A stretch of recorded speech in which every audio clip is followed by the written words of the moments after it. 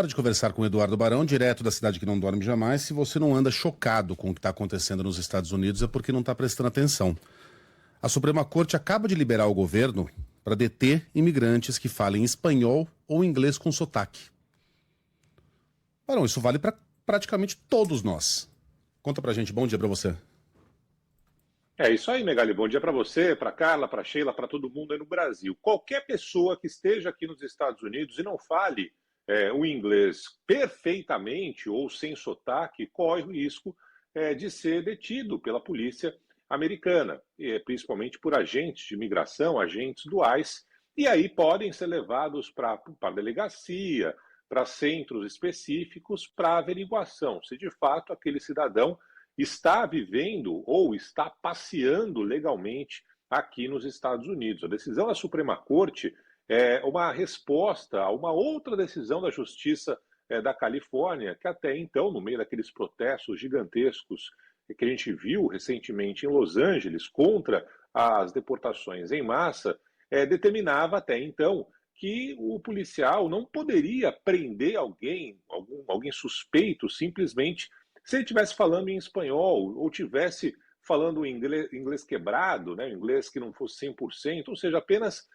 ser suspeito pela forma como fala, ou mesmo pela cor da pele, pelo jeito, por características físicas ou mesmo na fala. E agora a Suprema Corte diz que sim, a polícia pode fazer isso, que não tem problema nenhum em ter alguém suspeito e não uma investigação propriamente dita. Baseado em qual crime, Barão?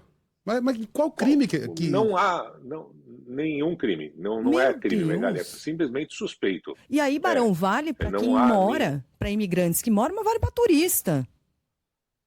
Exatamente, Sheila, vale para turista. Os caras vão na Disneylândia e vão levar todo mundo. Podem, pelo menos, se quiserem. Aí é outra conversa. Então, pela Suprema Corte Americana, a decisão que saiu ontem, podem. Mas o ponto é que, normalmente, essas situações não acontecem em parques de diversões, em lugares de lazer. Isso acontece normalmente em comunidades, em bairros onde, teoricamente, estão morando ali estrangeiros em situação irregular. Pelo menos o que está acontecendo até agora, tá? Então a gente não viu nenhuma operação na Disney, nenhuma operação na Universal. Não, é claro que não vai ter, mas eles podem, né? Só para a gente ter uma noção do absurdo. Eles podem. Para vocês terem uma ideia, está uma discussão gigantesca agora aqui, porque o Bad Bunny, o porto-riquenho, que não faz show aqui nos Estados Unidos, ele vai fazer o show do intervalo do Super Bowl. Né? Ele é porto-riquenho, ou seja, ele pode estar aqui, mas ele não faz show aqui porque os fãs dele, ele acredita que são latinos, são fãs que estão aqui vivendo daquele jeito, sem estar com os documentos em dia. E aí já tem ameaça de ter esse tipo de situação no Super Bowl. Eu duvido que vai acontecer. E dou um exemplo muito claro para vocês. A gente acabou de ter a Copa do Mundo de Clubes aqui da FIFA e boa parte de quem estava no estádio não era americano, era latino, era estrangeiro, enfim. Não tivemos nenhuma ação durante esses eventos. Então, só para deixar muito claro, o que está acontecendo aqui são ações em comunidades onde, teoricamente, moram estrangeiros, principalmente envolvendo brasileiros ali na região de Boston. Essa semana deu uma parada por causa do shutdown. Mas, de qualquer forma, há sim possibilidade de um turista, Sheila, respondendo sua pergunta, separado, né? E aí ele vai ter que provar que está aqui turistando, que está aqui legalmente nos Estados Unidos. Gente, essa semana, exatamente essa semana... Fala, Megali. Você vai falar dos generais? Porque eu ia falar aqui da reunião com os generais, que também foi algo chocante que aconteceu nessa semana. Eu ia falar sobre o dado do Brasil específico, que mostra justamente que a semana bateu o recorde, né, de brasileiros deportados.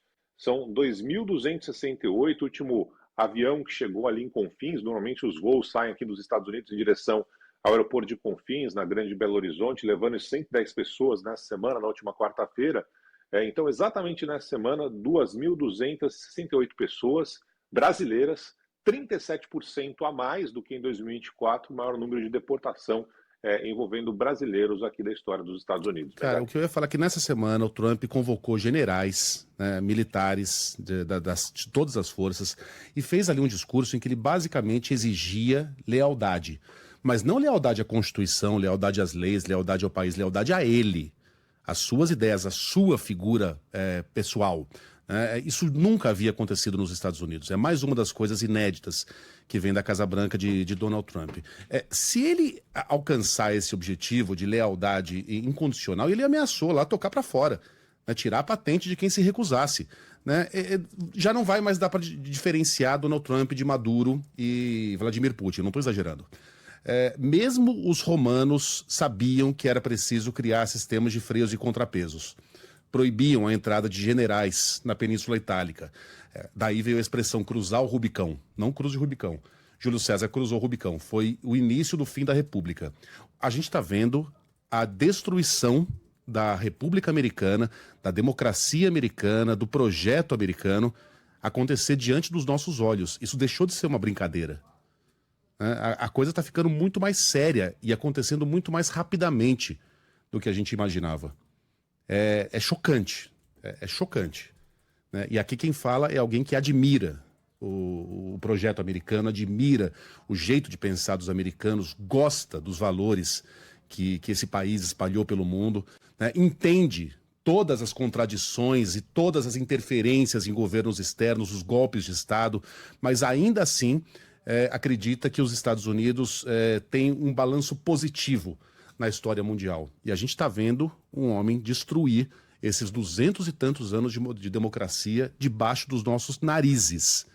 Tem coisas que quando saem do tubo não voltam mais. Né? Será que os Estados Unidos terão a capacidade de se reconstruir depois desse furacão Trump 2?